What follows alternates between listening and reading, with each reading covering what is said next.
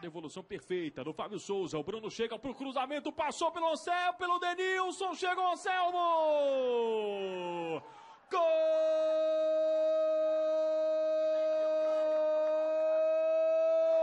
Anselmo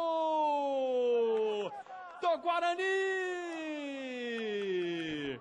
Para alegria do torcedor presente aqui no Romeirão.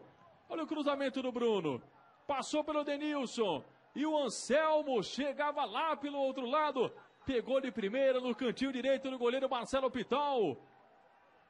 Não deu para o Denilson, a zaga não tirou. E o Anselmo faz 1 para o Guarani. 0 para a equipe de casa.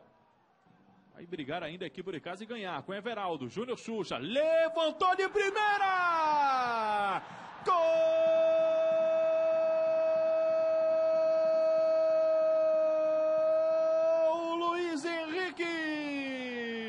Tô em casa para levantar o torcedor do Verdão do Cariri no estádio Mauro Sampaio. Cruzamento no Xuxa. E o Luiz Henrique chegou batendo de primeira.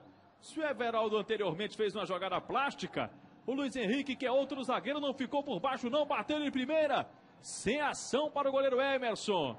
Aí levou um golpe de judô na comemoração do Wanderson, número 6. 1 pro Icasa, empata o jogo no comecinho do segundo tempo. 1 também pro Guarani.